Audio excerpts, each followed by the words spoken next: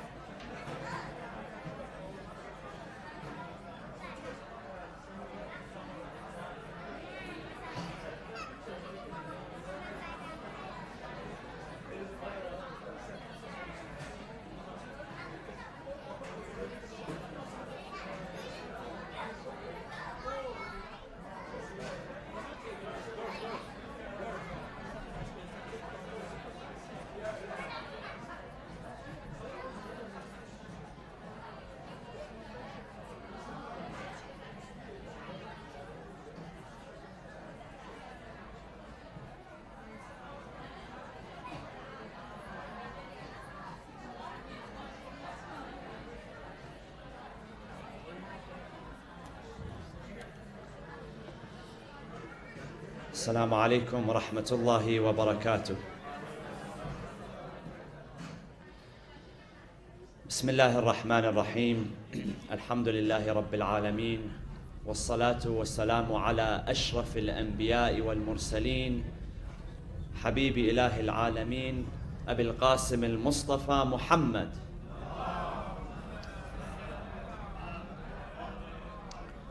وعلى أهل بيته الطيبين الطاهرين المعصومين المنتجبين. Brothers and sisters, esteemed scholars, our guests, Assalamu alaikum wa rahmatullahi wa barakatuh. First of all, I'd like to congratulate all of you on the auspicious occasion that we are gathered here to celebrate the birth of Sayyid al-Shuhada Abi Abdullah al-Husayn alayhi salam, the birth of his brother Abu al-Fadl al-Abbas, and the birth of al-Imam Ali ibn al-Husayn Zayn al-Abidin alayhi salam. And tonight, you're in for a special treat, because we have a number of esteemed guests with us, scholars, presenters, reciters.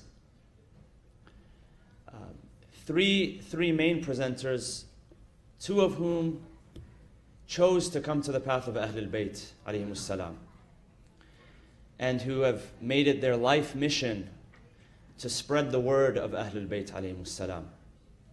And so we are very, very honored to have with us here in our presence a gentleman who is my teacher,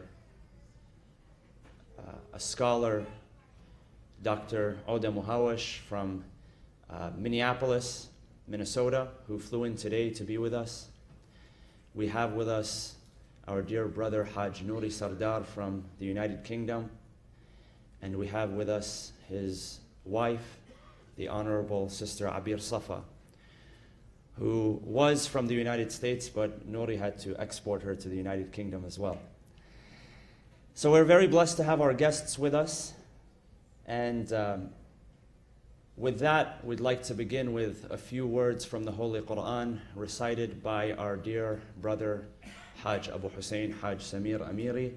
So let us welcome him with a loud salawat ala Muhammad wa ali Muhammad.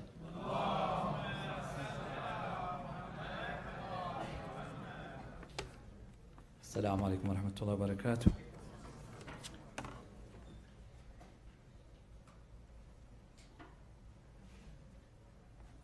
Before I begin, I would like to, on my behalf and behalf of the IECOC board members, to welcome everybody and congratulate all of you for this very happy occasions. May Allah protect you and bless you. Furthermore, I would like to ask our parents to have a complete control of their kids.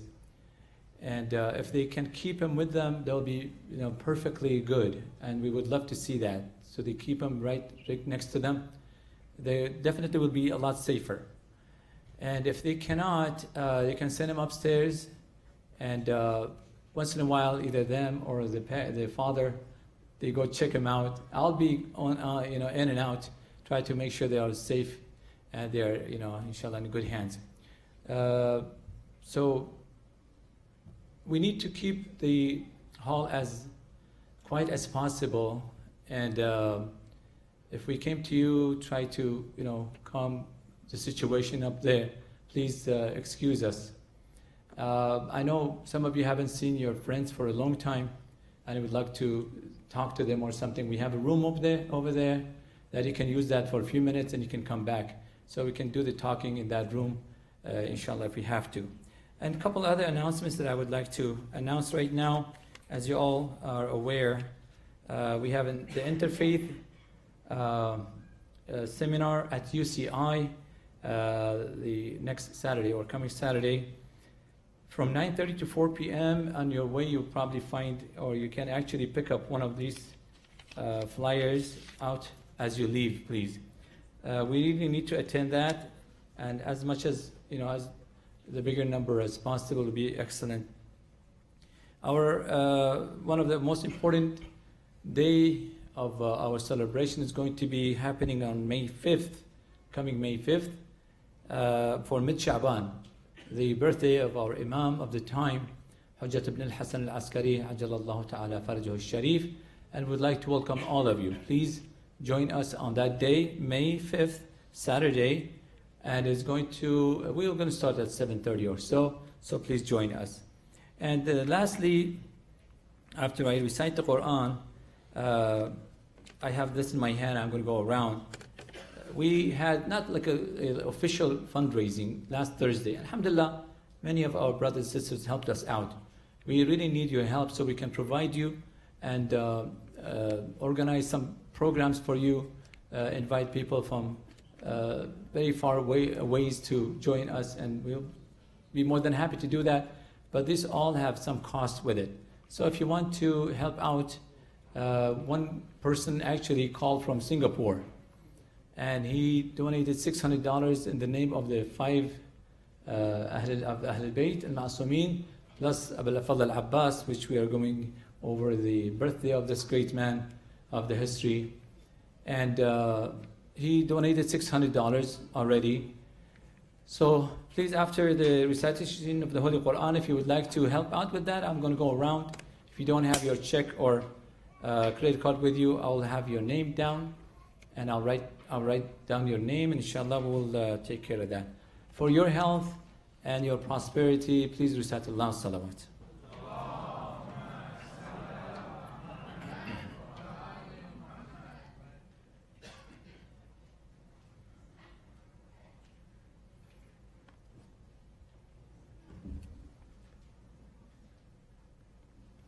أعوذ بالله من الشيطان الرجيم.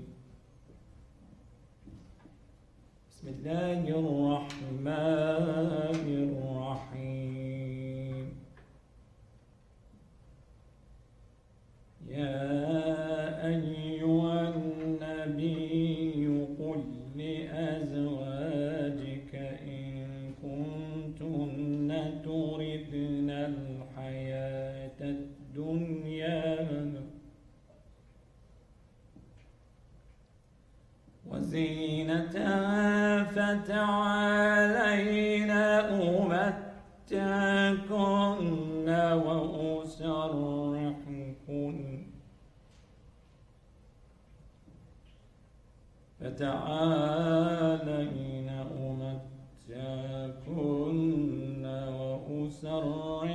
وأسرحكن سراحا جميلا.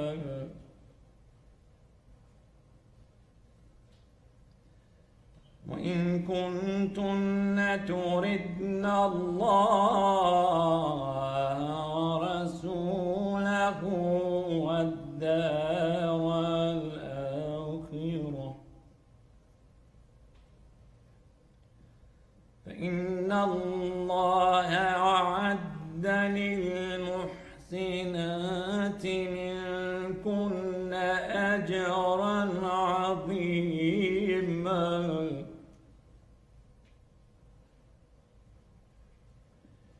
يا نساء النبي من يأت منكن بفاحشة مبينة يضاعف لها العذاب ضعفين وكان ذلك على الله يسيرا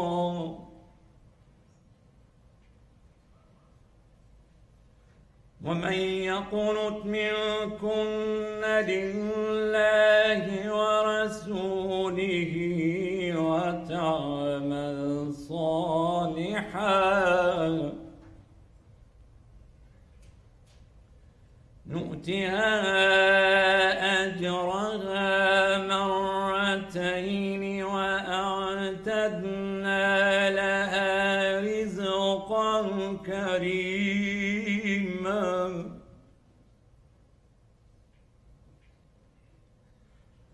يا نساء النبي لستن كأحد من النساء إن اتقيتن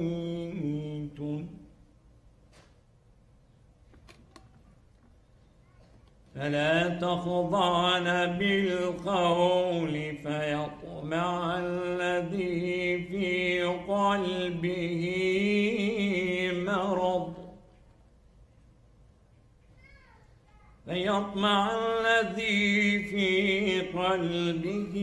مرض وقلن قولا معروفا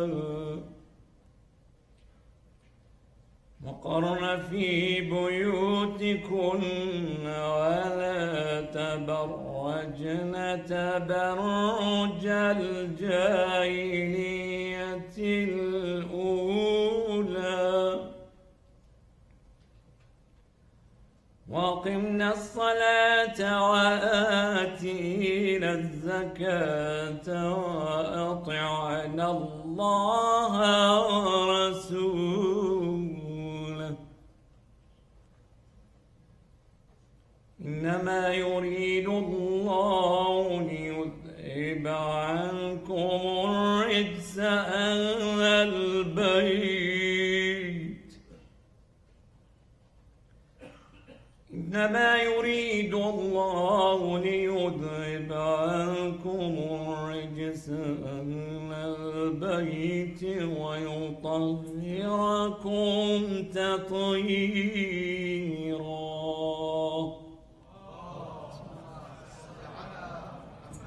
صدق الله العلي العظيم صلوات.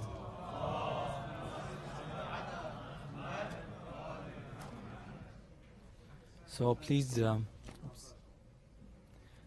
see me if you would like to, support this very good cause that inshallah will be at your service for this.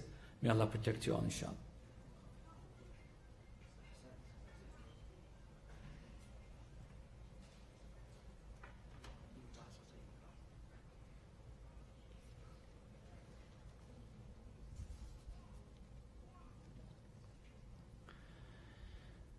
Thank you, Hajj Samir, for that beautiful recitation. I'd now like to invite one of our esteemed guests, Sister Abir Safa, who some of you have probably heard or read some of her poetry. I know I have myself, and I have enjoyed very much. She has dedicated much of her energy to writing poetry in remembrance of the Ahlul Bayt alayhimus salam, a very noble cause. So with that, I would like to invite our dear sister Abir to the podium with a loud salawat ala Muhammad wa ali Muhammad.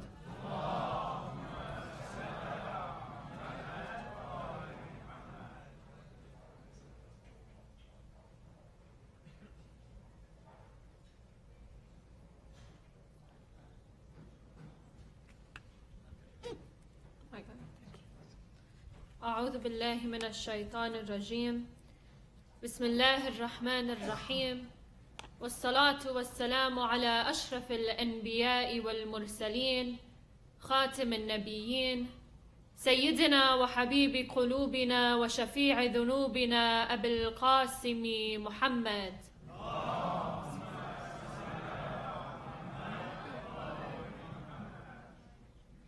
وعلى آل بيته الطيبين الطاهرين المعصومين. Respected scholar, brothers and sisters, Assalamu alaikum wa rahmatullahi wa barakatuh. I send my congratulations to you all on the birth of our beloved Imam Hussein, Abu Fadl al-Abbas, and Imam Zain al-Abidin. May peace and blessings be upon them all. And as we know, the message of Imam Hussein in particular is a very universal message. And within these gatherings and within these mawalid or majalis that we hold within our mosques, I feel sometimes we focus on them but kind of forget their message. And one of the main messages of Imam Hussein that I would like to highlight today is racism. And not just racism within the outer communities, but racism within our own communities, especially to the African American communities. I come from an Arab background, and till this day I still hear people calling African Americans abid, slaves. And whether we do it intentionally or unintentionally, it comes from a very dark place. And it's something that we should eradicate, so when we're raising our next generations, this flaw within us and this racism and this bias within us is eradicated. I was actually reading a statistic today, and it said that your average American is 128 times more likely to die from gun violence than international terrorism. But your African American is 500 times more likely to die from gun violence in the US than international racism. This poem is called If Hussein Loved All. If Hussein loved all and we are his people, why are we silent when the KKK has a sequel? I thought we were all created equal, give power to the people, freedom to the pupil that was chained with refills of film, because the films you see are based on our history that repeats, and we repeat the same mistake. When we were younger, we would say, how didn't they stand up? How did they give up? Never ever did they turn up or show up or even give a heads up, but we're no different. They're suffering in silence when we're supposed to be their sirens. We call everything a sin except for lack of resilience. Isn't it blind faith if you choose what to see and choose what to be? Hur was named free in order for us to realize that the sea doesn't wave its wave just for our ways. It floats every boat and every ideology, but are you really floating in mysticism if you're blind in one of your many eyes? If your faith is only embedded in your insides, we're all the same and all equal only when our stomachs are full. Even Jesus himself in the Bible is described with hair like wool, yet we too have accepted him with blue eyes without any whys and hair blonde like the rays of the sun, because that is what's beautiful. And although we don't know exactly how our 14 looked like, it looks like we've painted them all one color without realizing that they too come in different shades. But say this once, and it's as if the whole of humanity you raid, but remember, color does not decay. Even then, if Hussein loved all and we are his people, why are we silent when the KKK has a sequel? When black means criminal? When you tighten your grip on your children when you see a black man stop to express his love to Hussein. In honor of Imam al-Hussein, Sayyid al-Shuhada, raise your voices in the loudest of salawats ala Muhammad wa ali Muhammad.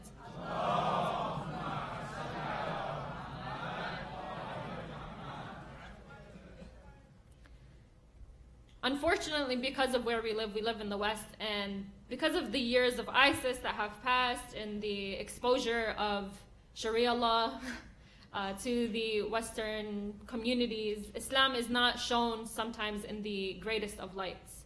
And with that, I feel that we are almost ashamed of our Islamic identity of being Muslims, especially here in the West. And it's hard to see people practicing everything else other than Islam, and it's also very rare to find a Muslim to be very proud of their faith and their religion and their practices. And I found myself one of these days, I had the adhan, for Maghrib prayer on my phone. And I was in a public setting, and I realized, I was like, okay, let me turn off my phone before the adhan goes off in the middle of like Walmart or something, and then it's like bizarre and it's like weird, and then people are gonna look at you and whatever. So in that moment, as I was doing that, I realized that because the term Allahu Akbar has been used in such a negative way, we've become ashamed of it. But in reality, Allahu Akbar is something that should empower us. And so this poem is called Reclaiming Our Allahu Akbar. أفلح من صلى على محمد وآل محمد.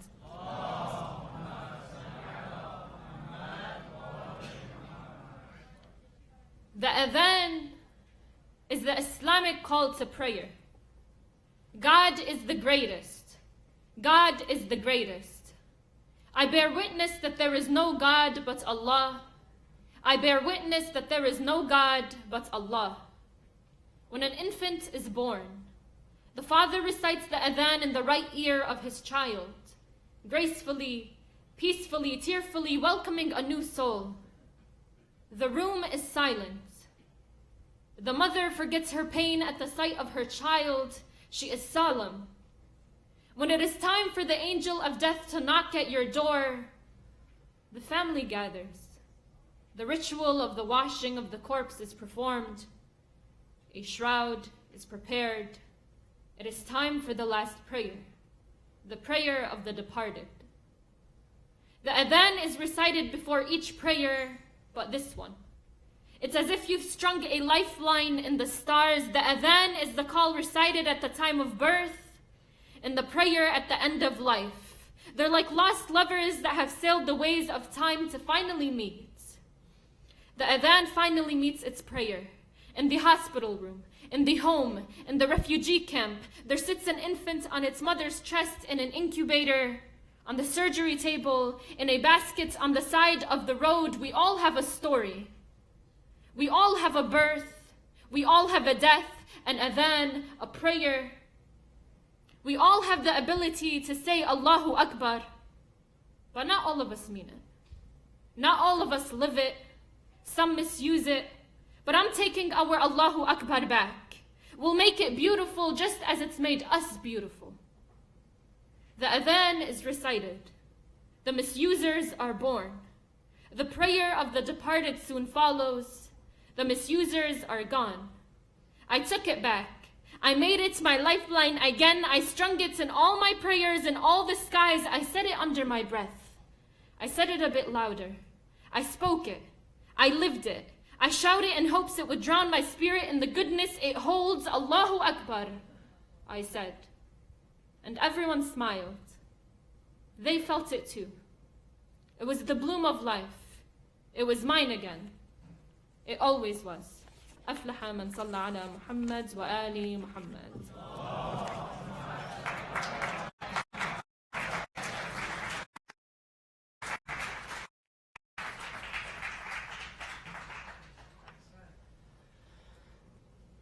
Ahsanti, thank you, Sister Abir, for that wonderful, wonderful presentation. And I think you hit the nail on the head with some of the issues that sometimes we feel awkward or uncomfortable talking about. But truly, if we examine the message of Imam Hussein alayhi salam, he was for all. And I believe Imam Hussein alayhi salam taught us and encouraged us to defeat the tyrants within ourselves before we go after the tyrants on the outside. With that, I have the distinct honor tonight of introducing our keynote speaker, Dr. Auda Muhawash, who is visiting us today from the state of Minnesota, the cold, lovely state of Minnesota. Dr. Muhawash is a scholar, an activist, an entrepreneur. He, of course, will share with you his story and his journey to the path of Ahlul Bayt alayhimus salam, and some of the wonderful work that he's produced and he's coming across. He's an author of a number of insightful books. One of them is Fatima the Gracious, translated in English. A book on the attributes and the characteristics of Sayyidati Nisa al-Alameen, Fatima al-Zahra alayhi salam. Another one of his books is, one of his more recent publications is Islam and Christianity, Brothers at Odds. Dr. Muhawash, of course, is an expert on interfaith and intrafaith issues. He lectures globally on Muslim-Christian relations. I've had the honor of participating in his classroom where he teaches theology at the University of St. Thomas in St. Paul, Minnesota. And he's the favorite professor there. I'm not kidding, you can look it up on Rate My Professor. He's the favorite professor there. And so you're in for a treat. He is, I consider him a teacher to me. He spent many years in the holy city of Qom, in the Hawza and the Islamic seminary there. And he actually was one of the people who encouraged me to return and pursue my higher academic studies here in the United States.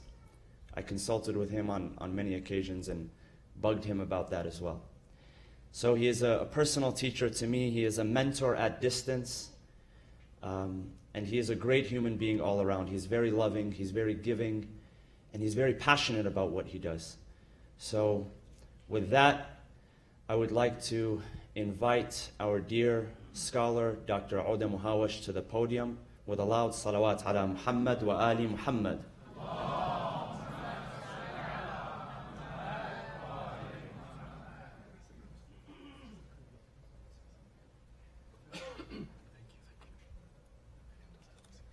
السلام عليكم ورحمة الله.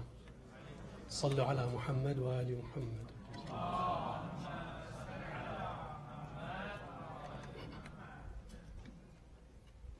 أعوذ بالله السميع العليم البصير من الشيطان اللعين الرجيم.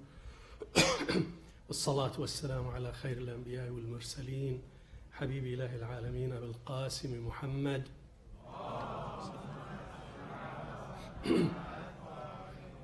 وعلى آل بيته الطيبين الطاهرين وعجل اللهم تعالى فرج صاحب الزمان والعن أعداء الدين إلى قيام يوم الدين. بسم الله الرحمن الرحيم.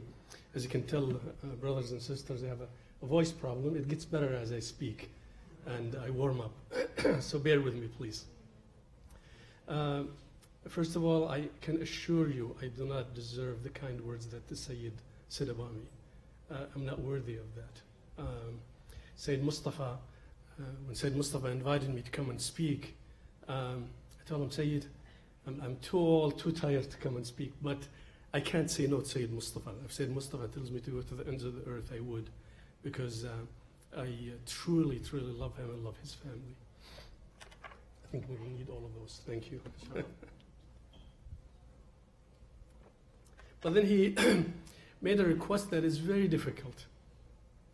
He said, would you tell your story of how you became a Shia? I've never told my story to anyone. And the reason for that is that it's really difficult to tell. I don't know how to tell my story. For one thing, I don't honestly believe that I was ever not a Shia at any moment in my life. And I say this with all of my being. I remember when I was a child, I remember the first day that I received my Quran. I still remember the smell of that Quran. I was in 2nd grade and school gave us that Quran. Ironically, our teacher for Quran was a Christian teacher from Jordan. And he used to curse the people who made him teach us Quran because nobody else could. A Muslim country. His name is Zuhair al-Ajluni. But he taught us Quran. I remember my grandmother, my father's mother, telling us at every step that I remember one time, in fact, she was telling my mother when my mother was preparing the meal for dinner. She was saying, make sure تنبول علي والزهرة, a Jordanian talk. Make sure you dedicate this food to Ali and Zahra. And I was a child, that stuck with me. Who were they? I remember her making salah with her hands down. I remember her combining salah. I remember her asking people who were going to go to Hajj, what do you want? What do you want us to get you from Mecca? And I remember her asking them to bring her Tasbihat al-Zahra. Sallu ala Muhammad wa ali Muhammad.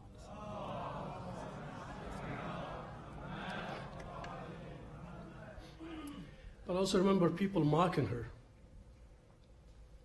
telling her, Hajjah, why don't you just pray like everybody else? And they laugh at her. And I asked her that question. I said, why don't you make salah like everybody else? I remember her saying one thing. She said, "Dhul ma yafhamu." She didn't understand. I regret to this day not asking her more, not insisting more to understand who she was. I don't. She died when I was about, actually after I left, I was in the States, so I was about 21 years old. But when I left her, I was just turned 18. So I've never had the opportunity to ask my Jidda, my grandmother, what the heck was she doing? Her relatives were Muslim, Aqil, they call him Uqayl in Bedouin language in Jordan, Aqila, and her side of the family were known as what they call Fgara in Jordan. So tribes in Jordan, and I'm a tribesman in Jordan, so wild. The tribes in Jordan, each tribe is composed of a number of clans. I would imagine in Iraq it's the same thing, but it's a little more distinct. So in Jordan you'd have the tribe itself with the different clans, but you also always have the Sunna'. Those are the people who would travel with them and they would make the pans and the pots and the swords and everything that they needed. They are under the protection of the tribe. Wherever the tribe left, wherever the tribe lived, whatever the tribe went through, they'd go the same thing. There's also a clan, a very special family with every tribe. And that structure exists until this day, that they call Fgara in some tribes and they call Fuqaha or Fuqaha in some of the other tribes. What's really interesting about the Fgara or Fuqaha is that when people became ill, when children became sick, when people needed something, when people wanted to get married, when people fought and they needed someone to solve their disputes, they would come to them because they believed that they had karamat. They believed that they have a special status with Allah subhanahu wa ta'ala. I remember a story. How much time do I have, Sayyidina? We have all night? Okay. All right. So I remember a story. I probably was 8 years old.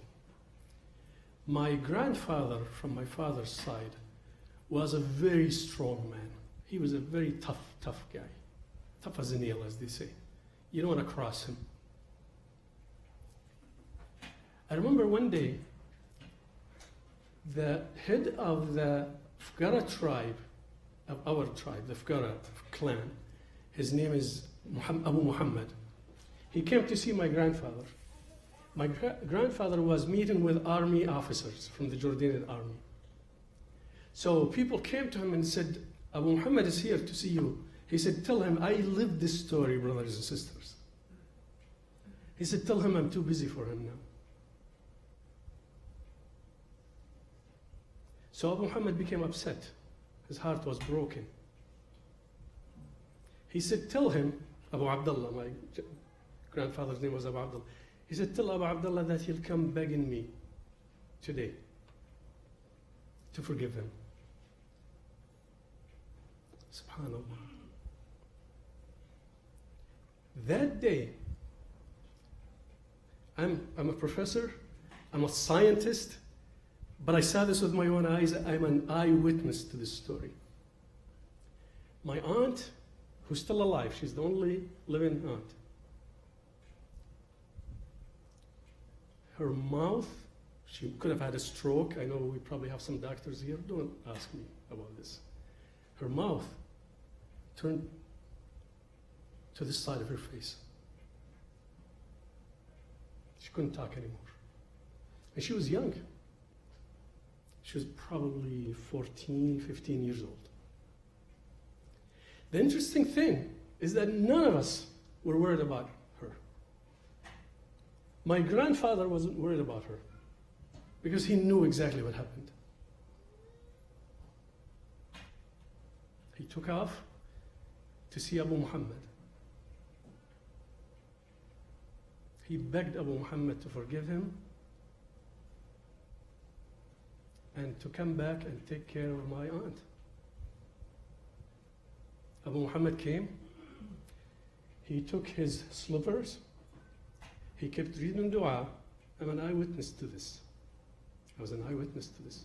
Kept making dua on my aunt's face until it came back to its, until her mouth, until it came back to its normal position. Sallu ala Muhammad.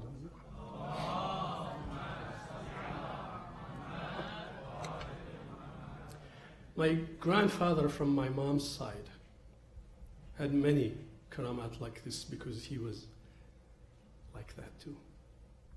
And so those of Gara were Sayyids.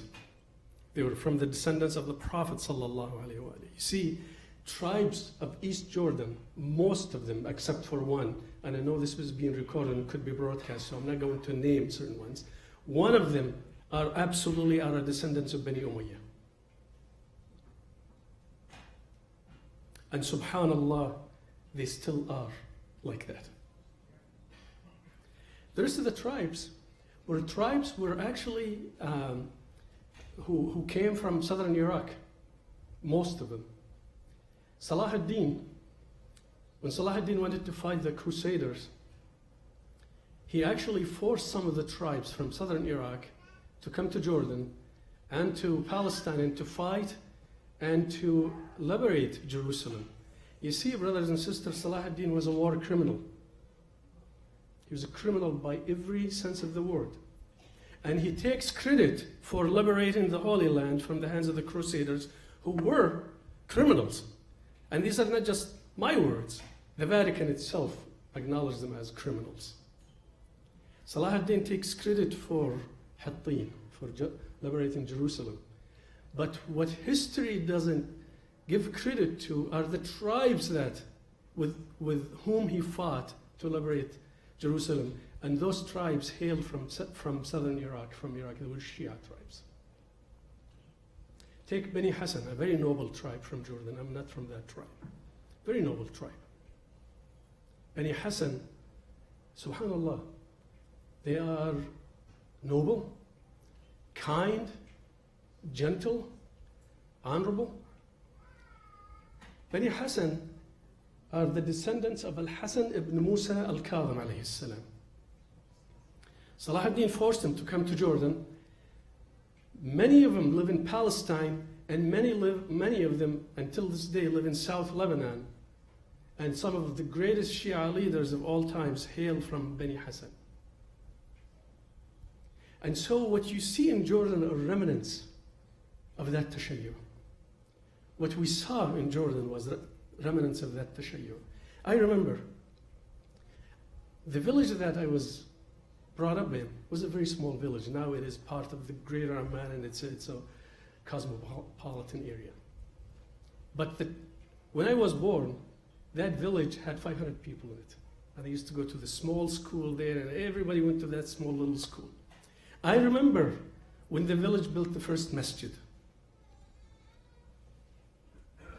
And please don't call it mosque, and if I call it mosque, it's a slip of the tongue, because the word mosque, for those of you who don't know, is a derogatory word that was created by the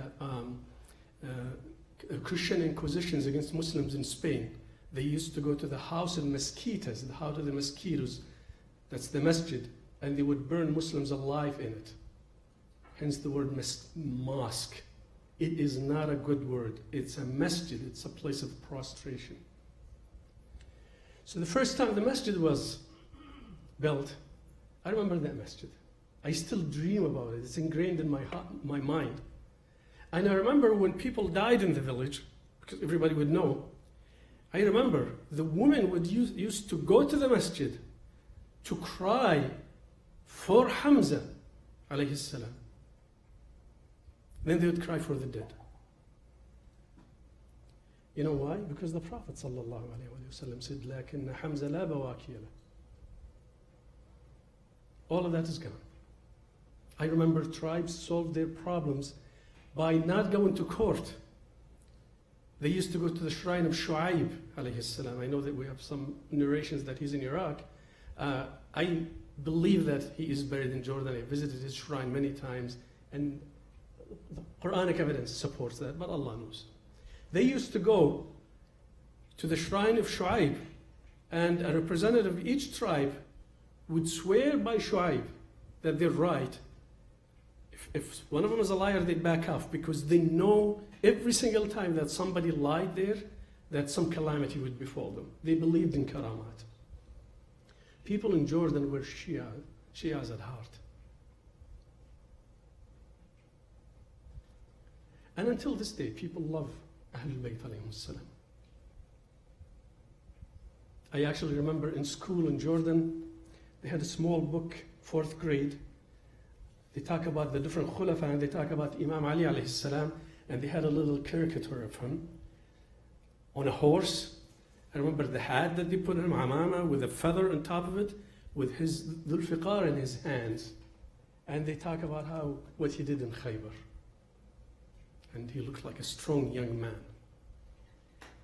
The picture stayed in my heart. And I remember also walking to school as a young child, making sure, and I have no idea how, making sure that I would say Allahumma salli ala Muhammad wa ali Muhammad 3 times so I can do well that day in school. And I knew that I had to say ala Muhammad wa ali Muhammad, otherwise I'd have a bad day. Allahumma salli ala Muhammad. You see, brothers and sisters, the love of Ahlul Bayt alayhim salam is a natural phenomenon, natural occurrence, not in every Muslim's heart, but it's in every healthy human being's heart, whether they know them or whether they know it or not. Now, when it comes to Muslims, they hear about Ahlul Bayt, so they love them, but it's love without knowledge and without recognition. حب بلا علم وبلا معرفة. They love them. Why do you love Imam Ali? Well, he's related to the Prophet. Why do you love Fatima? Alayhi salam. She's related to the Prophet. Many people, young people in the Muslim world, in the Sunni world, have no idea who Fatima az-Zahra alayhi salam is. Until this day, they hear the name, but they have no idea who she was. So in the Muslim world, collectively, you don't find, not even the violent ISIS follower, the Wahhabi. If you ask them, do you love Ahlul Bayt? They would say yes. Now, a very interesting phenomenon is started to develop, especially within some of the Sunnis of Iraq, because many of the Sunnis of Iraq are very good people.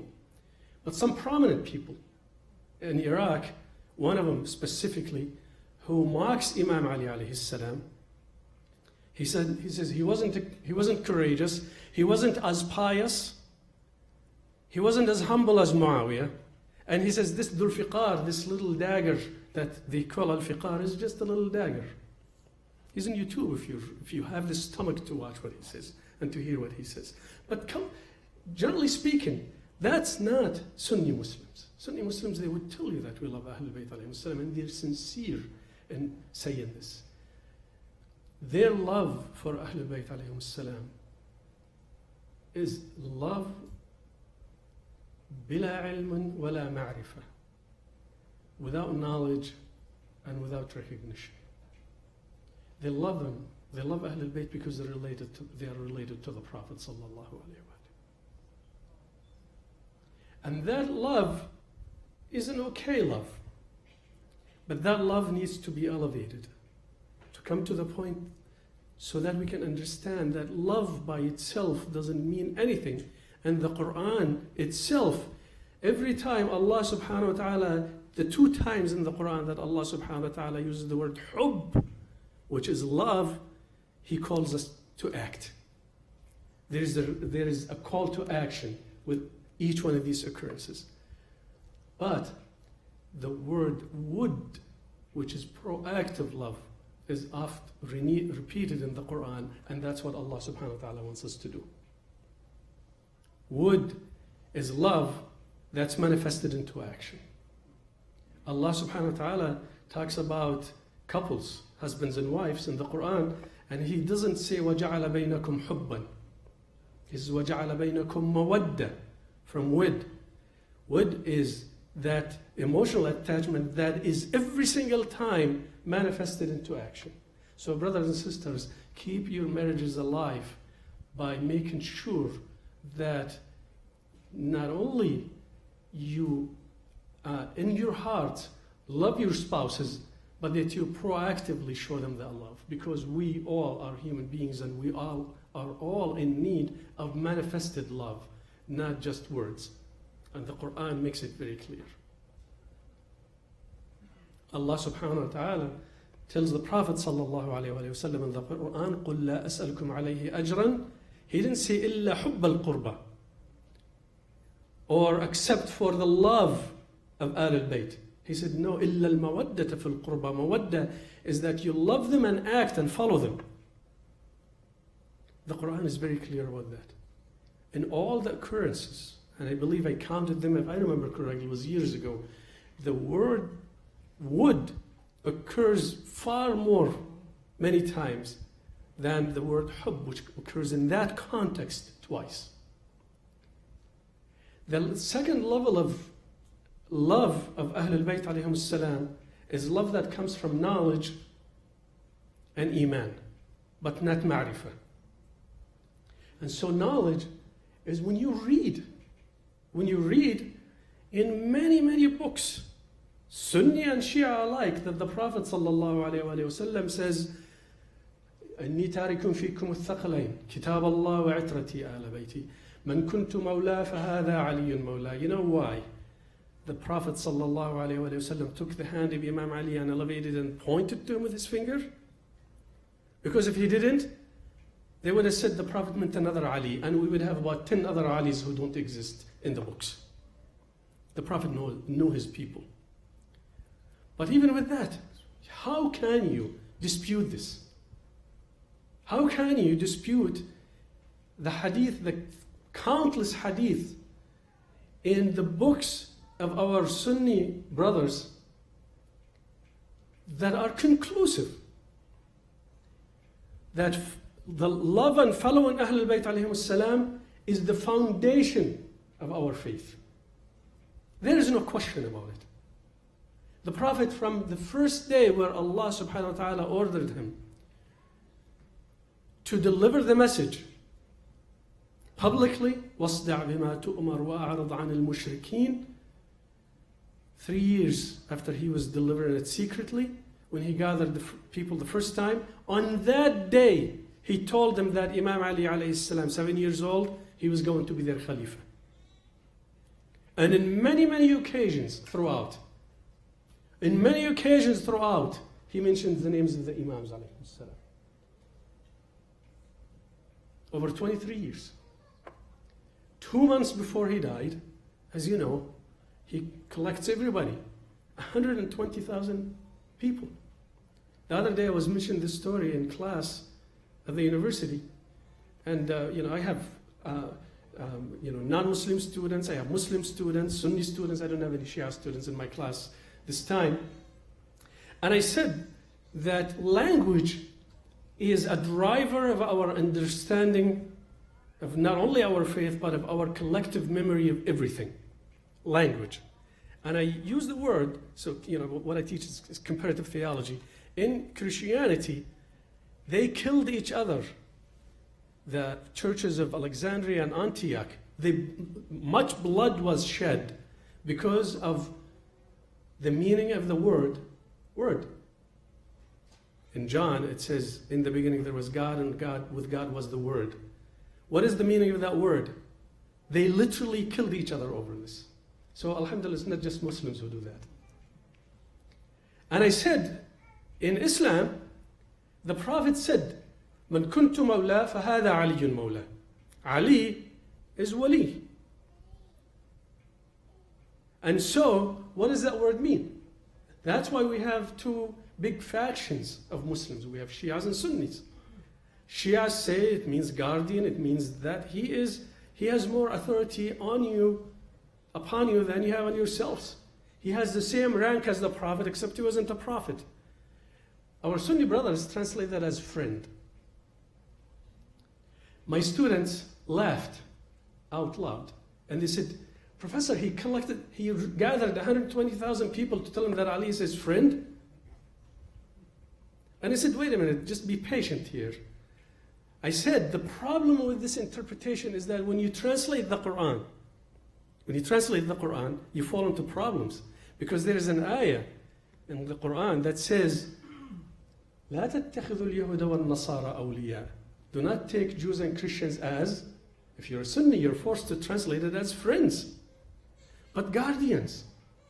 In a Muslim state, it makes perfect sense.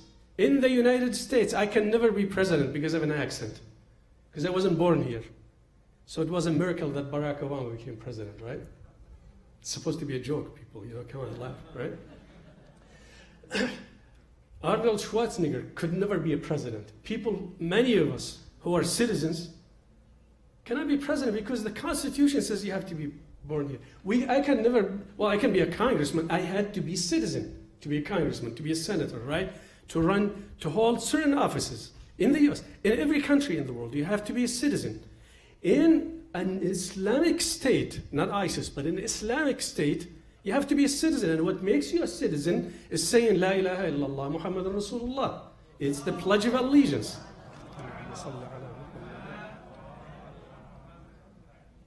It makes sense. So Allah subhanahu wa ta'ala says, do not take people who are not citizens, don't put them in positions of authority. That's one interpretation.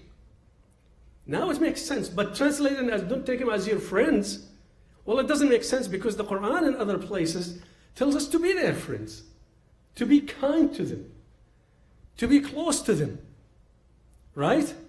Praises them. Allah subhanahu wa ta'ala praises Nasara for the love that they have for Allah, for the mercy that they have for Allah. Would Allah tell us not to be their friends? It doesn't make sense. So when we stick to translation or interpretations of a single word, that's part of the injustice that happened to Ahlul Bayt alayhi salam. In 21st century, people who translate the Quran into English fall into problems, not only in this, in many other places. And I want to warn you, brothers and sisters, that even the Arabic Quran falls victim to these interpretations. Hajj Samir, read Quran, Jazakallah khair, beautiful recitation. I was holding my breath when he was reading, because I was going to have a fight with him. You see, brothers and sisters, a lot of these Qur'ans were printed in Saudi Arabia. And many Muslims subsequently just reprint the print of King Fahd. They didn't change words of the Quran. They didn't do that. But they did is they manipulated the stops. In the ayah, Surah Al-Ahzab that the Hajj read, where the ayah comes to Ya Nisa an-Nabi, O wives of the Prophet, لَسْتُنَّ كَأَحَدٍ مِّنَ النِّسَاءِ. He read it correctly. He said, لَسْتُنَّ كَأَحَدٍ مِّنَ النِّسَاءِ إِنِ اتَّقَيْتُنْ. If you fear, if you have piety, if you're pious, then you are not like other women. You see what the ayah is? That's what the ayah is. You know how they make it sound? O wives of the Prophet, you are not like any other woman. إن اتقيتن فلا تخضعن بالقول. You say, wait a minute, this doesn't make sense. They say, well, in اتقيتن, that means if you lower your gazes. That doesn't make sense. That's not Arabic. I was in Mashhad 2.5 months ago with Sayyid Mustafa and some of the greatest brothers here, mashallah. It was a great trip. And I wanted to see. I was looking very hard for a Quran that did not have Saudi influence on it. Many of the Qurans did, and finally, I found one. In Karbala, I searched and searched and searched until right by the Haram, alhamdulillah, many of the Qurans that were sold there, they had Saudi influence on them. But alhamdulillah, I found one that didn't. Brothers and sisters, go back and look at the old Qurans. You find that the waqf is changed. One, that tashkil that we call, tashkil in Arabic and English is called an iota. Iota. One iota changes the whole meaning. As you know, rafa, as we say it would tell you, if you do rafa or nasab or kasr for a word, it changes everything. Everything in Arabic. So these guys manipulate these words. One word changes everything. Now, if you have any reason, if you have any kind of freedom, free will, honesty with yourself, as I did, when I read the hadith that says, إِنِّي تَارِكٌ فِيكُمُ الثَّقَلَيْنِ كِتَابَ اللَّهِ وَعِتْرَتِي آلَ بَيْتِي, I'm leaving behind the book of Allah and my progeny. I saw that and I said, okay, who are they? I didn't know who they were. I honestly, brothers and sisters, I was, I think, 18, 19 years old. I wanted to be a Sufi. Because I want to be close to Allah subhanahu wa ta'ala.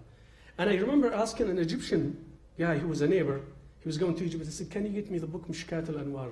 That's a famous Sunni, Sufi book. He came back and he forgot. I was so mad at him for doing that. But then a brother gave me a book.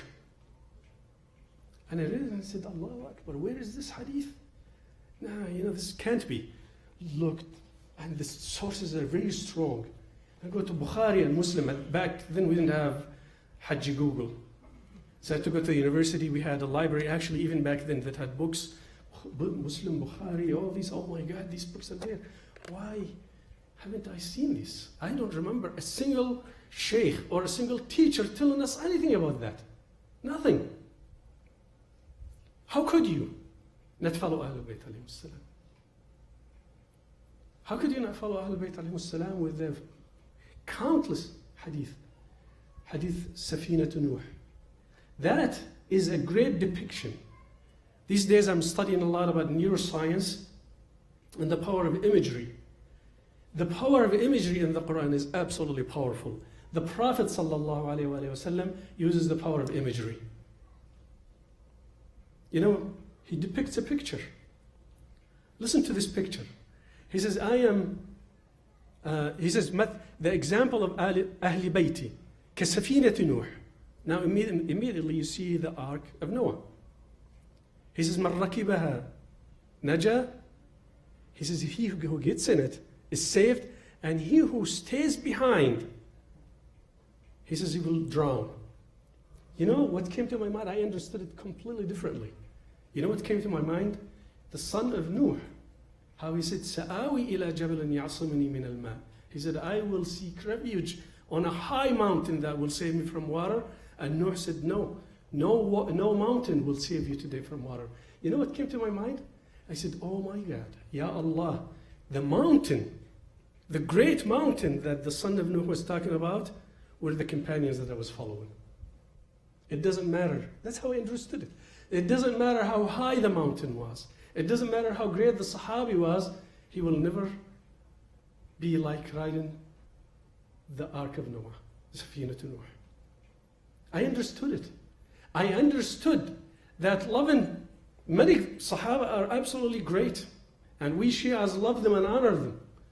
That even if you follow Abu Dharr and Salman and Miqdad and Ammar and not follow Ahlul Bayt alayhim salam, you'll perish, you'll drown. And so some people, and the vast majority of Shias today fall into this category. They read, they believe what they read. So it's Iman, Ahlul Bayt alayhim salam. And so they believe in the people that they read about as being the people that we should follow. And they come to love the people they read about, not because of necessarily who they are, but of what they do. Let me explain this. Ali alayhi salatu wassalam. How could you not love him when he was such a hero?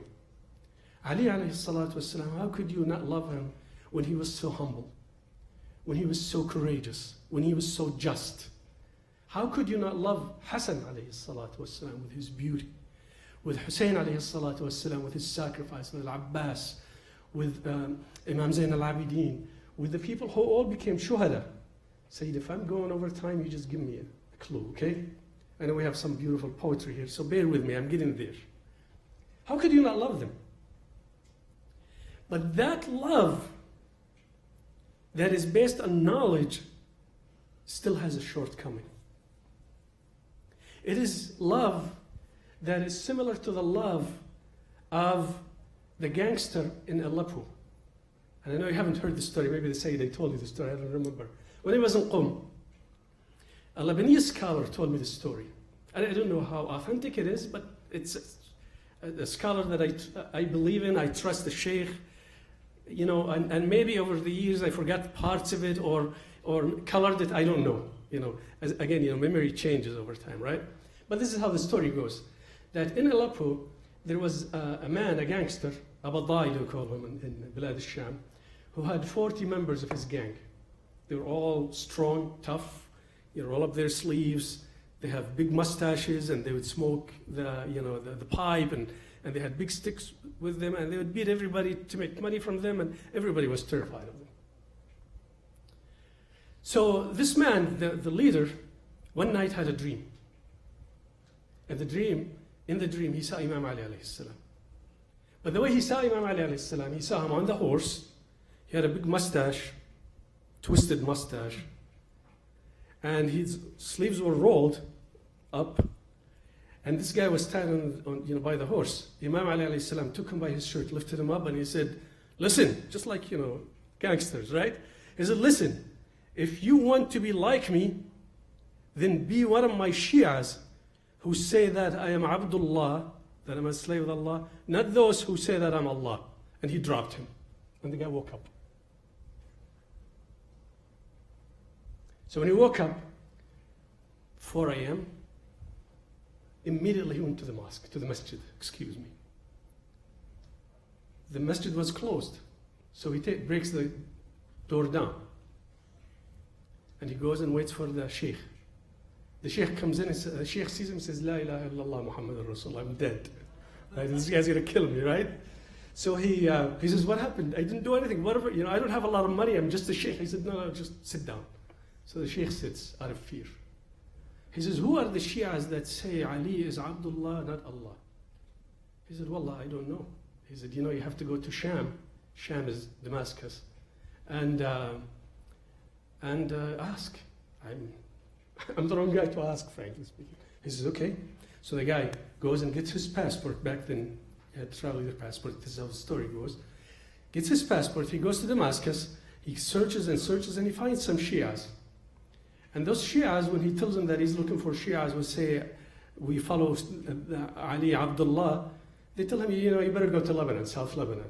So he goes to South Lebanon. His road takes him, his journey takes him to Sayyid Abdul Hussein Sharaf al-Din, the author of Al-Muraja'at and many other books. So the story goes that when he entered the room where Sayyid was sitting, he said he just was like a little cat, because that Sayyid had such, light and power upon him that this man became a simple man. So he sat down, he stayed in his house for a week, learned some stuff about Shia Islam. He went back to Aleppo and he got his gang together and he said, "Listen, guys," and they said, "What?" They said, "You're all Shias." They said, "Okay." And then he started telling people, I don't know if the story is right or wrong, but many people like Imam Ali alayhi salatu wasalam because of this. Many people like Imam Ali alayhi salatu wasalam because he is so eloquent. The sister put tears in my heart with what she said. You know what I was thinking? I said, Allah knows. I covered the subjects that the sister covered, and she covered about 3 or 4 of them. I don't know if you kept track. I probably covered it over the last 10 years. MashaAllah, with few words, she covered everything. I said she should come and speak to Minnesota, to the people in Minnesota. Sister, we'd love to have you there, you and your husband as well, the brother.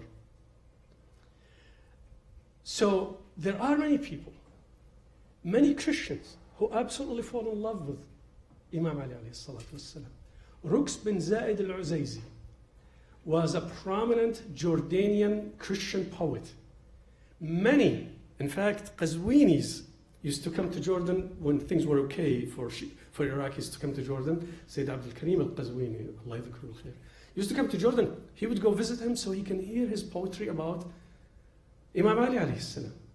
Many people, many Westerners, many scholars that I give them the words of Imam Ali alayhi salam, they say, by Allah, by God, you have this man and you're hiding him. We say, no, we're not hiding him.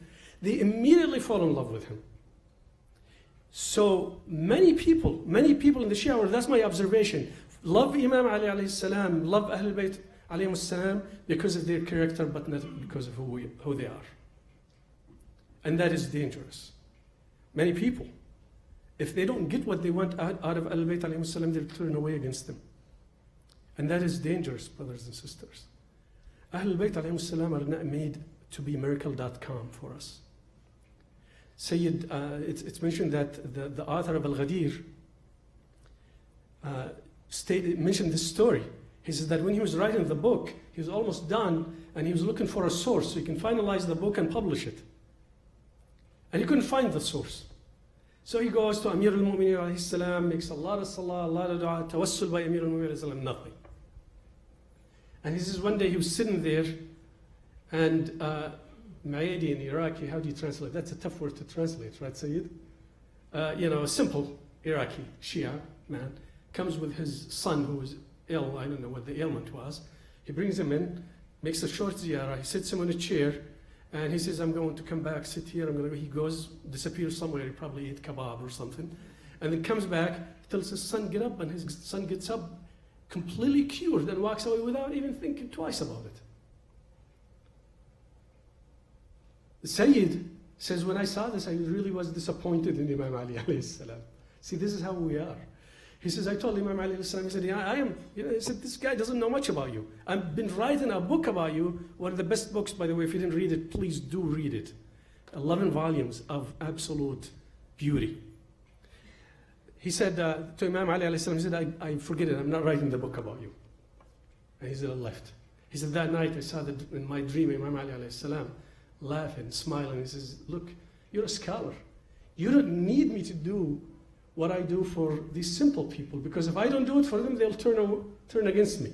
They'll turn against Ahlul Bayt alayhim salam. We have to do these miracles for them, but you don't need it. Nonetheless, you'll have your request by the morning, and he woke up to somebody knocking on his door saying that a woman said, my father passed away and he left his library to you, and he found the source and finished the book. So this is important for us. This is important for us to continue that connection with Ahlul Bayt alayhim salam. But what if Ahlul Bayt alayhim salam didn't do any miracle for you? Is our relationship the relationship of merchants? Are they a government where we complain about the government if the government doesn't give us something? Some people do that. I asked Imam Ali, I asked Imam Hussein, I heard this from so many brothers and sisters. I say, well, I've been asking. Wallah, I've heard this from mu'mineen. I've been asking for 2 years. And my dua is not answered. I say, did you make tawassul by Ahlul Bayt alayhim salam? Did you read Surah Al-Fatiha for Al-Baneen? I did. It didn't work. Like Allah owes you something. This iman, this belief, this love of Ahlul Bayt alayhim salam comes out of knowledge because we know what the Prophet, Allah and the Prophet said about them. An observation of their characteristics. The highest love that comes of Ahlul Bayt alayhim salatu wassalam, and to Imam Hussein, and to Imam Ali alayhi salatu wassalam, and Imam Mahdi alayhi salatu wassalam, and all the Imams, is knowledge and recognition, ilm and ma'rifah. If Imam Mahdi alayhi salatu wassalam walked in today, right here in our gathering, how many of us would recognize him? Recognize him. Not ilm. You may have read all the books about him, or understood and listened to all the lectures about him, or understood who he is, or read the description, his description, but he would walk in this room and not many people would recognize him. So knowledge, al-ilm wal-ma'rifah, knowledge and recognition are two different things. And the more important thing for us, and brothers and sisters, is that we understand how to attain this ma'rifah, that we know Ahlul Bayt alayhi salam. If Imam Ali alayhi salam was not the hero of Khaybar, if he didn't kill Amr ibn Wud, if he didn't have Nahj al-Balagha, if he didn't take the hand of a person after it was cut off and put it back and it became okay, if he didn't make all these miracles, would you still call him your Imam? Think about it. As you should call him your Imam. If he was a child, you should call him your Imam and died as a child. If he didn't have any of these powers, if he didn't have any of this eloquence, you should call him your Imam. That recognition is something totally different than knowledge. That recognition, brothers and sisters, and I'll wrap up inshallah, comes as a result of a number of things. One is as simple as eating halal food. Make sure your food is halal. If you look carefully in the Quran, as the Sayyids would tell you, you know what causes people to be misguided? What causes people to refuse the truth regardless of all the Quran and the Hadith and the miracles that they see? What caused people to reject the Prophet ﷺ when they saw miracles with their own eyes and they said it's magic? When they saw the cloud cover him? When they saw him split the moon? When they saw the tree come to him? Many miracles of the Prophet ﷺ. Yet people rejected him. Imam Ali alayhi salam performed so many miracles, yet people rejected him and fought him. Imam Hassan alayhi salam, Shias at one point who believed in him, stabbed him.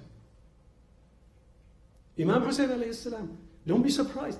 As you know, in Karbala, some of the people who fought and killed him were the Shias of Imam Ali and Imam Hassan alayhi salam. That comes because of a number of things. They had knowledge of who they were.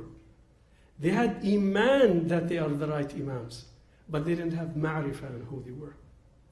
You know who has knowledge and iman? Iblis, la'natullah alayh. Iblis knew Allah, he talked to Allah, he knows.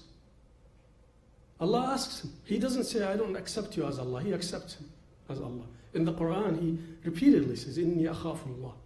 Inni ara ma la tarawun. I see what you do not see. He sees and believes that bad things will happen to him if he does things. So in a sense, he sees and believes. He has knowledge and he has belief, but he doesn't have ma'rifah. Iblis doesn't have ma'rifah. So make sure your food is halal. Fusuq, and eating haram food is part of that fusuq. Fusuq, sinfulness, not making your salah, taking your salah lightly, taking your khums lightly, taking your hajj lightly, taking righteousness lightly. Sinning willfully is fusuq. Allah subhanahu wa ta'ala defines, and there isn't a time for this now, but Allah defines kuffar and defines the reason that kuffar have kufr and says that kuffar can never be believers. He makes it very clear to us, it's because of their sinfulness. And none of us, brothers and sisters, are immune from that. So don't think that you spent all of your life being a mu'min, or you repented and you're a mu'min, and now all of a sudden you have immunity. The minute you start sinning and insistent you're sinning, you're susceptible to being a rejecter of the truth, and Allah subhanahu wa ta'ala will blind your heart. That's what the Quran says. That's one factor. The other factor is, and this is extremely important, don't take this lightly, is aqd al-nikah. You know, subhanallah, the Prophet in many hadith, Shia and Sunnis have this hadith. really think about it, says that if a person is born of proper wedlock, they would love Ahlul Bayt. Now, most of us were born to Shia families, alhamdulillah, or we became Shia, alhamdulillah. But most of us were born to Shia families. And we marvel when people become Shia. You shouldn't. You shouldn't marvel when a brother was a Presbyterian minister. A man comes to him, a Sunni Imam, Sheikh, brother, comes to him and he says, you should really study about Islam. He told me the story himself, this brother, I know you know him. And he said, yeah, okay, I'll listen to you. And he tells him about Islam. He says, yeah, well, that really makes sense. Yeah, okay, I'll become Muslim. And he goes, start studying. And he says, wait a minute. Shia Islam is right. Not what he told me. And he goes back to the Imam, the Shia, the Sunni brother, the Sunni Imam, and he tells him that you don't know anything about Shia. He says, no. He teaches him about Shia Islam and he becomes a Shia too. Now, this story is repeated every single day around the world. Wallahi, I know converts who come from small towns, small town America, that you would never ever think that they'd become convert. And when you mention the name of Imam Hussein alayhi salatu wasalam to them, they melt in tears. A daughter of a minister in a small town, Minnesota. She becomes a Muslim in her own before talking to a single person, wears the hijab in her own, seeks out Ahlul Bayt, the followers of Ahlul Bayt in her own, and she becomes a Shia. Why her? Or why, brother, I don't want to mention names, but some of you might know some of those brothers. Why a brother in small town Wisconsin, by an army garrison in Wisconsin, listens to a song and he becomes a Shia Muslim? It's not the song. It's not the hadith. It's not the eloquence of the Sayyids or the Sheikhs or the ulama or the lectures. It's that pure birth. Ahlul Bayt alayhi salam say this. You know the story about Imam Ali alayhi salam? Where he was brought, a man who stole something. And the Imam Ahlul Bayt alayhi salam go through quite an involved process, by the way. It's not like Saudis. They cut off the heads of Indians and Egyptians, but the Saudi royal family themselves are never punished for anything. You know, like this Muhammad ibn Salman, if he sees, I would love for him to see this lecture. I want to ask him a very simple question. You say that you enforce Islamic Sharia, Islamic law, they cut off the hand of the thieves. Well, you had, I don't know how many, 300 thieves in a hotel. You took money from them, cut off their hands. We'll support you if you do. He wouldn't, because they're royal family. But Ahlul Bayt alayhi salam go through a quite of a process, and I'm sure if the Sayyids explained to you the laws of Sharia, true Islam, how merciful they are, how true they are. Quite a process. Anyway, this man said, yeah, Amir al-Mu'mineen, I did steal something, I didn't need to, I didn't have the need, I was tempted, I did it. All the conditions apply, and Imam Ali alayhi salam cuts off his forefingers. And so people use this opportunity to demean Imam Ali alayhi salam with him. They say, see, you believe in this Imam, he cut off your hand. You know what he told them? He said, he was right when he cut off his hand. He cleansed my sins, and I stole. He will always be my Imam. So they run to Imam Ali alayhi salam and say, this guy is crazy. We're trying to make him hate you. And he says, he loves you nonetheless because you are carrying out the Islamic ruling. Imam Ali alayhi salam says, subhanallah. He calls the man. He says, bring me your fingers. He puts his fingers back. He makes dua and the fingers come back to his hand.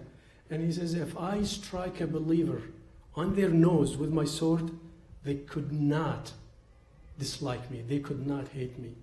And he says, if I give a non-believer or a hypocrite everything, حمر النعم. If I give them the whole world so that they would love me, they cannot. They can't help themselves. They ate haram food. They were born of impure birth. So brothers and sisters, take this seriously. Come to the Sayyids and say, please do Aqd al-Nikah 100 times. In fact, if you have doubts about your Aqd al-Nikah, it doesn't matter if it was 20, 30 years ago, there is absolutely no harm in coming to the Sayyid and saying, Sayyid, can you do this for us one more time? We don't know. Whether it happened last year, 20 years ago, 40 years ago, do it. And of course, this is an opportunity for the sisters to ask for a hefty gift from the brothers. That's okay, right? You can't ask for dowry again unless you want to, right, Sayyid? So, brothers and sisters, it's the recognition of Imam Hussein alayhi salatu wasalam. His sacrifice in Karbala was a key sacrifice for all of humanity. Imam Hussein alayhi salatu wasalam did not die for me and you alone. He died even for the non-Muslims. He was even willing to make shafa'ah for Shimr la'natullah alayh, where Shimr wanted to cut off his head and he said, Shimr, you guys killed me. Last breath, he said, don't cut off my head. And I will make shafa'ah for you. And Shimr refused. He cried for the people who were killing him because Imam Hussein alayhi salatu wasalam didn't look at the small picture. He looked at the big picture. Imam Hussein and the Imams alayhim salatu wasalam, if you would switch roles, if Imam Mahdi alayhi salam lived exactly during the time of Imam Hussein, he would have died in Karbala. If Imam Hussein was alive today, he would be in occultation. If Imam Hassan alayhi salam switched roles with Imam Hussein, he would have died in Karbala, and Imam Hussein alayhi salam would have been poisoned by Muawiyah. Imam Ali alayhi salam would have been in the jail instead of Imam Kadhim alayhi salam, and Imam Kadhim alayhi salam would have been with Ma'mun in Mashhad. They're all the same. What unifies them all is such a role with great magnitude that we have to recognize in our hearts. And that is when Allah told the Malaika, and I'll end here, إِنِّي جَاعِلٌ فِي الْأَرْضِ خَلِيفَةً. I am assigning a Khalifa on this earth. The Malaika wanted that role for themselves. The Malaika, I heard some of our Muammams on YouTube say, Allah is democratic. Astaghfirullah. Allah is a Democrat. Ya akhi, the Malaika are arguing with him. I can't believe it. And look what he does. Unfortunately, he really missed the spot. That's not the story. The story is as simple as this. Allah is was informing the Malaika that He is making a Khalifa on earth, a vicegerent, somebody to represent Him. The Malaika wanted that role for themselves, so they beseeched Allah. They said, Ya Allah, give us that role. وَنَحْنُ نُسَبِّحُ بِحَمْدِكَ وَنُقَدِّسُ لَكَ. Ya Allah, we glorify you and praise your name. Give us that role. When Allah taught the names to Adam, and Adam taught the names to the Malaika, and by the way, with the Malaika, all other creatures, they all prostrated themselves to Adam in submission. Not because of you and I, because we're not worthy, because we're not ma'asumeen, because we sin, but because of the names of those who Allah subhanahu wa ta'ala asked Adam to teach their names to the Malaika. And those are the prophets and the Imams from Adam until Imam al-Hajj alayhi salatu wassalam. Brothers and sisters, the roles of the Imams alayhi salam, the prophets and the Imams, is but one, is to represent Allah on this earth, both in worship and in guiding humanity. And that is a much higher role. If you understand this, then you will have recognition of the Imam. Because the thing that we should strive for is not knowing the Imams, because we can know them through books. You know what? I wish I had all night. I would explain to you strictly from the Old Testament and New Testament and extra canonical books. I will show you the names of the Imams alayhim salam. Not Sunni books and Shia books. I will show you how the Imams are ma'asumeen. I will show you the calamity of Fatimah al-Zahra alayhi salam in old books. I will show you the sacrifice of Imam Hussein alayhi salam in previous nations' books. I will show you the battles that Imam Mahdi alayhi salam will fight at the end of times in other people's books. But it's not about that, because many people read them and they do not believe. It's about recognizing who Ahlul Bayt alayhim salam are. And the bigger calamity for us is if Ahlul Bayt alayhim salam do not recognize us. See, our belief is that if you go in front of one of the Imams alayhim salam, you don't say, Assalamu alaikum, Ya Hujjat ibn al-Hasan, my name is Abdullah or Ali or Hassan or Hussein. They know you. The calamity is that if you go in front of them and say, who are you? That means you're not a believer. هذا والحمد لله رب العالمين. صلوا على محمد.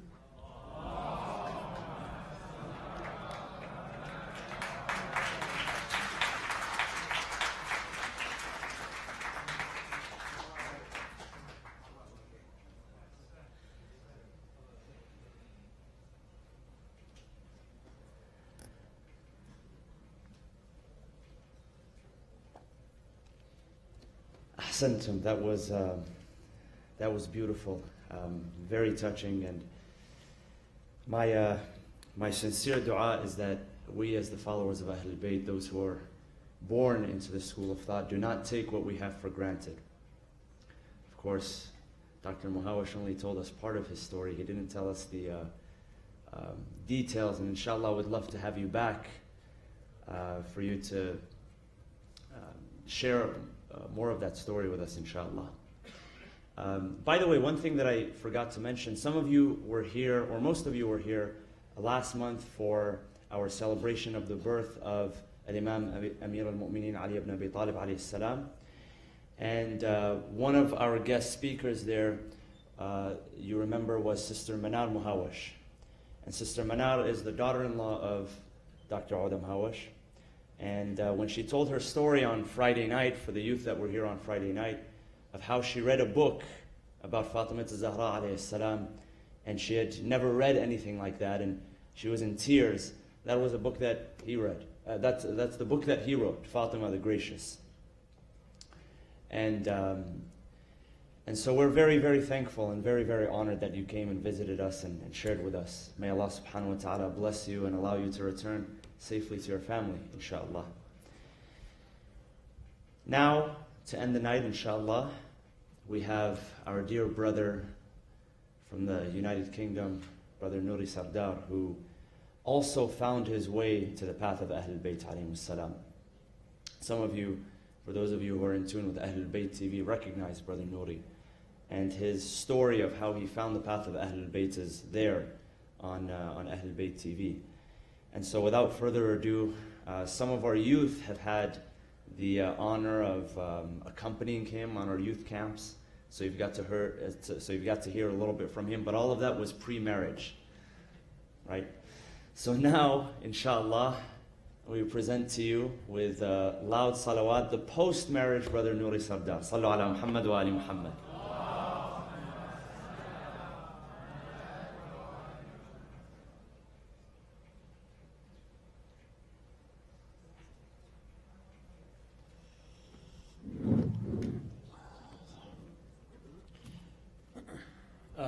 Before I begin, I would just like to apologize in advance because there's no way that I'll be able to top that fantastic lecture by our respected doctor that blew my mind away. Truly one of the best lectures I've ever heard in years, so thank you so much, doctor, for that. I won't take too much of your time, inshallah. We'll just read a few short poems to celebrate the occasion. Before I begin, can I have 3 loud salawats, one in honor of Imam Hussein, one in honor of Al-Abbas, and one in honor of Imam Sajjad alayhi salam. Sallu ala Muhammad wa ali Muhammad.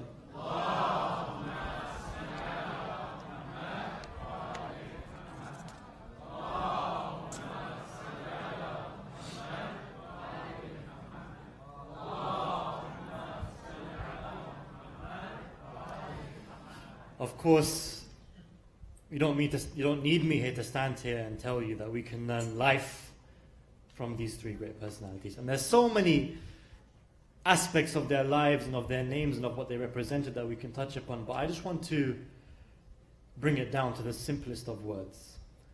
Words that every time we say them each single year, they spark electricity in the heart of the believer. And those two words are the words of Ya Hussein. The words that almost everything in life can be traced back to is Ya Hussein. And I wrote this poem, I still remember, in response to, some people who come forward and say, why did you say Ya Hussein? Saying Ya Hussein is shirk. Say only Ya Allah, as if saying Ya Hussein is against saying Ya Allah. And I wrote this to reinforce and remind ourselves of the power of Ya Hussein. Because when we say Ya Hussein, the universe shakes. The stars, the planets, the apparent and the hidden. When we say Ya Hussein, the tyrant's throne shudders. Yazids that are long gone in their graves awaken. When we say Ya Hussein, the blood of evil boils as freedom is hated by those who build prisons. When we say Ya Hussein, the earth itself lays flat. No doors remain locked for us and all doors open. When we say Ya Hussein, Hussein himself hears us. And he looks with his loving eyes, so proud of his children. When we say Ya Hussein, Abbas with no hands builds houses for those whose houses are in ruin. When we say Ya Hussein, Imam Sajjad prostrates, saying Ya Allah, cure their sick, and let their good health return. When we say Ya Hussein, the shadow of Zainab sends her salams, especially to the woman. When we say Ya Hussein, it is not disbelief. Belief is belief when you believe in Ya Hussein.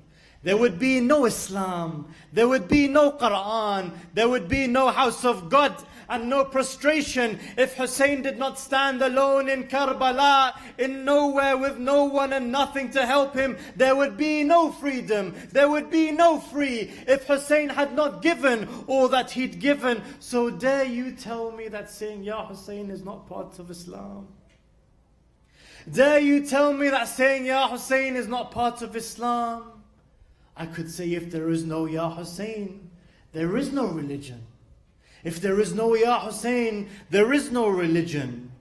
There are two types of people, and there are only two types.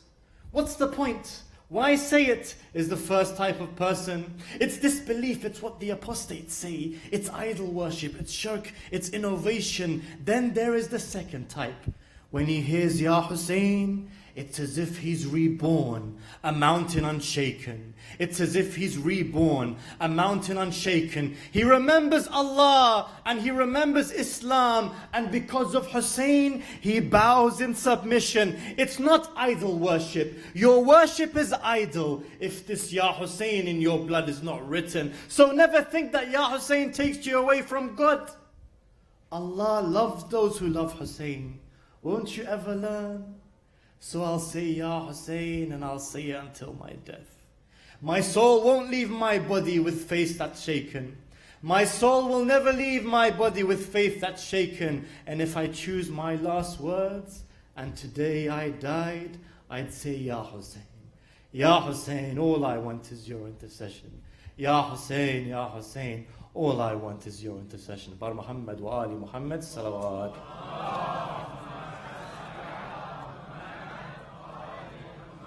Let's have a second louder salawat. Bisallu ala Muhammad wa Ali Muhammad.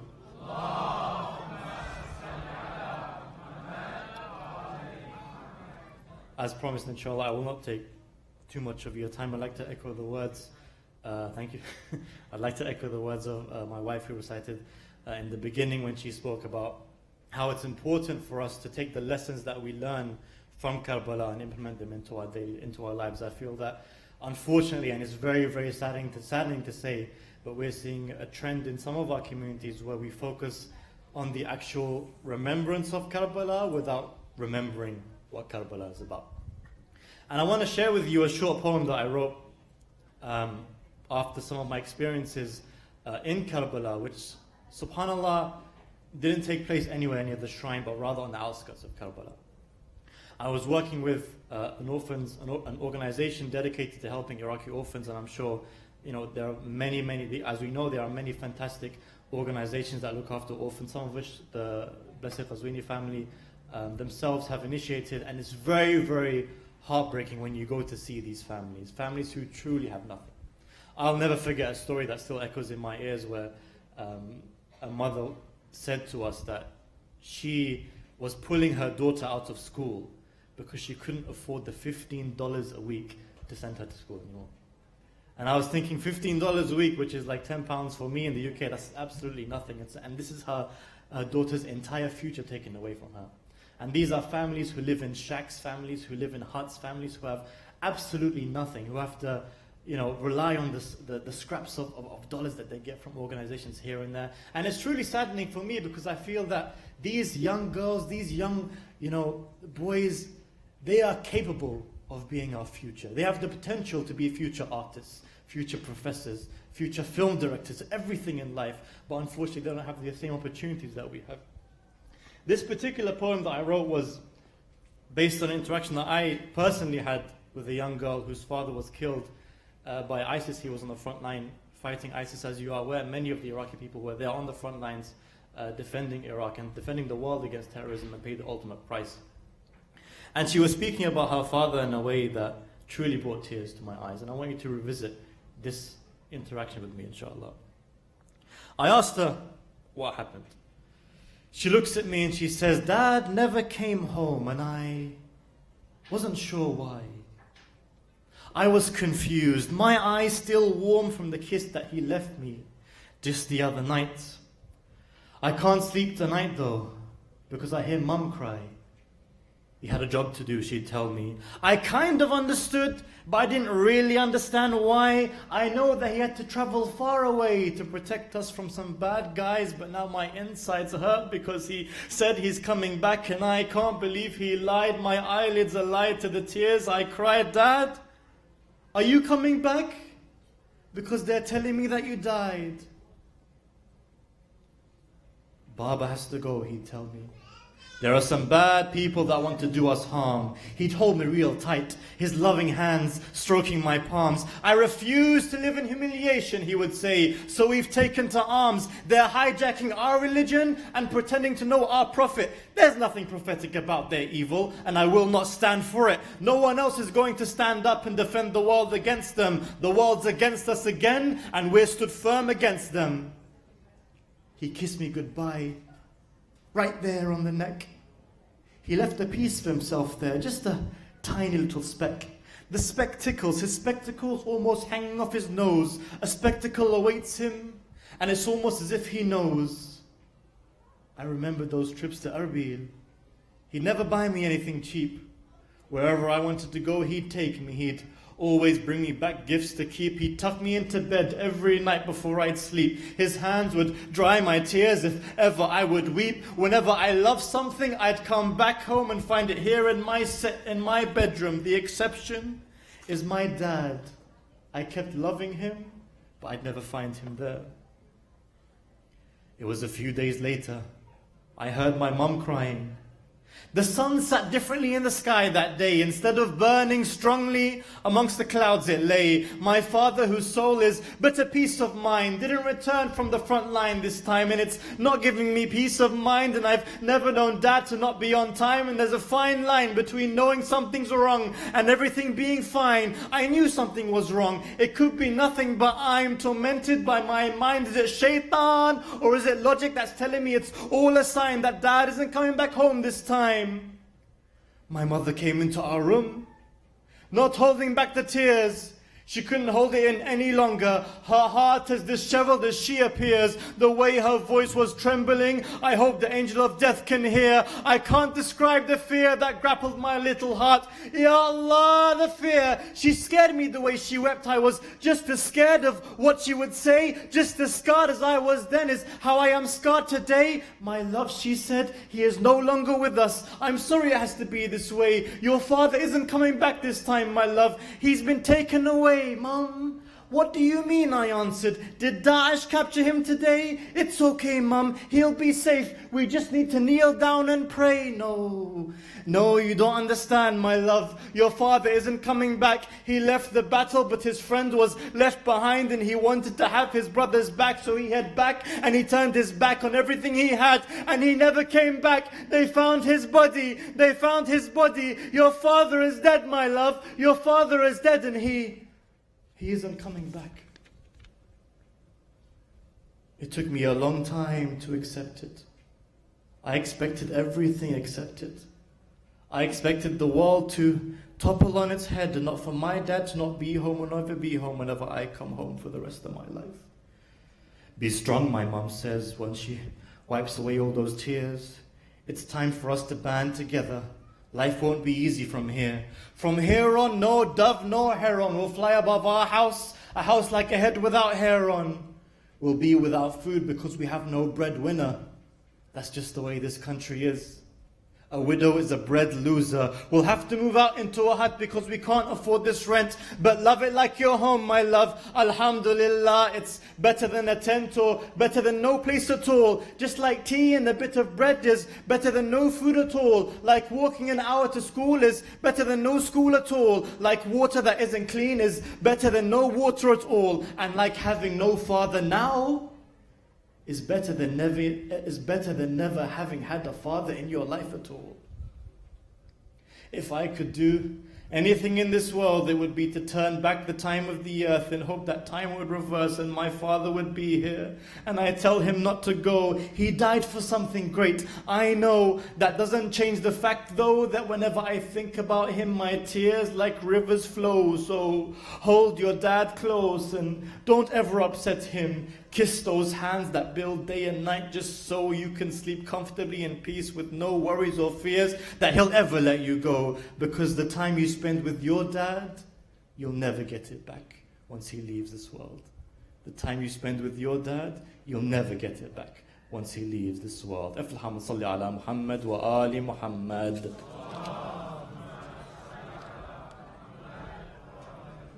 I hope inshallah you enjoyed that short journey with me to the slums of Iraq, and I think that each and every one of us, like I said, because the little money that we can donate to the fantastic organizations that are doing fantastic work helping these orphans will go a long way for them, for their futures. So I implore you all to inshallah meet with the Sayyid and ask him about the fantastic work that the Qaswini family and many other people are doing in Karbala, and see how you can inshallah donate your money and help these kids, not just in terms of their food and their provisions and their housing, but in terms of their future. You know, we always think about the shrine, the beautiful shrines of Karbala and going for the ziyarat of Karbala. If we don't empower the people who are impoverished living in those areas, you know, how can we be standing here and commemorating Imam Hussein every year? And I speak for myself as well. Bara Muhammad wa ali Muhammad salawat.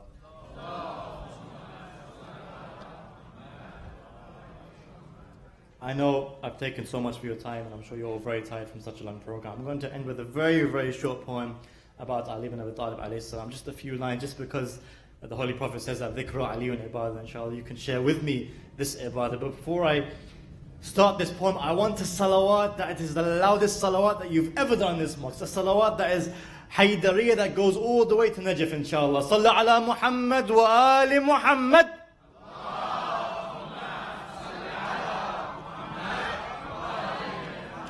Allah subhanahu wa ta'ala says in the Quran, Bismillah ar-Rahman ar-Rahim, Inna anzalnahu fi laylatul qadr, wa ma adraka ma laylatul qadr. Verily, the Holy Quran descended on the night of Qadr, and what do you know about the night of Qadr? And I say about Ali ibn Abi Talib, verily he descended on the 13th of Rajab. And what do you really know about the striker of Marhab? I don't know what was just born, a baby or God's book. All I know is that when he was born, the idols shook. Did Ibrahim build the Kaaba to be your cradle? Did God give Muhammad arms just so Ali he'd cradle? I don't know if as a baby you would walk or crawl, for I can't imagine crawling, the father of all. Envious of this day is the night of destiny, as it says that the Quran your pupils carry. How great is he, who when he was born the idols shake. If he'd return to his cradle, when idols he'd break. The man born to stand against thousands of Hunayn, the mountain of Uhud upon Muhammad's plain. It was him who taught me God when he was struck prostrate. He gave his killer water before meeting his fate. They could only kill Ali within his prostration. Not surprising when he was born in prayer's direction. They tell me I call Ali God. They tell me I call Ali God. But how can that be, when it is God that I thank for guiding me to Ali, when it is God that I thank for guiding me to Ali. Thank you so much for listening. Wassalamu alaikum jami'an wa rahmatullahi wa barakatuh.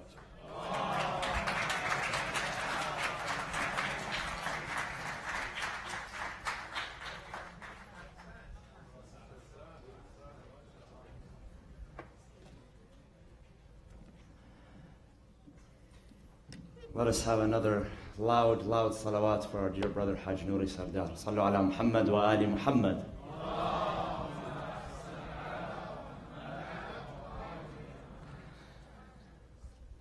So I was right, there is a noticeable difference before and after.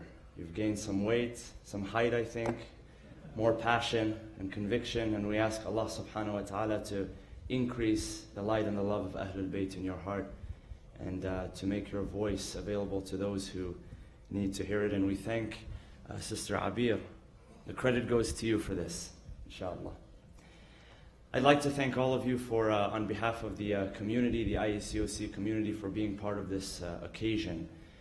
We sincerely thank our guests who flew from out of town and out of country and took time away from their families, Brother Nouri Sardar and Sister Abir Safa, and especially our esteemed guest, our teacher, Dr. Auda Muhawash Abu Muhammad. We thank you again for taking time away from all of your responsibilities, your family and university and business and masjid responsibilities, to be with us. We really appreciate it. Brothers and sisters, if I may just end on the same note that our dear brother Hajj Samir Amiri reminded us of, and that's that the fact that we're able to hold programs like this at this masjid that we can all benefit from, old, young, male, female, from different backgrounds, diverse backgrounds, is not because we cash checks of salawat. I wish we could cash checks of salawat, but the reality is that we do rely on your support. Alhamdulillah, we are sufficient in that we do not require on any assistance from any government organization here or abroad, and that what we have is solely from the generosity of our community. So I would encourage you to please, for those of you who are willing to be partners in these great programs that we have, to please speak to Hajj Samir, Brother Samir Amiri, and we would be very grateful of that. And of course, everything that you do in these months, the months of Rajab, Sha'ban, and Ramadan, of course, is amplified in the eyes of Allah subhanahu wa ta'ala, because you do it from the love and the ma'rifah of Imam Hussein alayhi salam, as our dear Dr. Muhawash mentioned. Just before I end, just a couple of reminders that we have this program, and I would encourage all of you to register for this. Tickets are free, but please do register for this.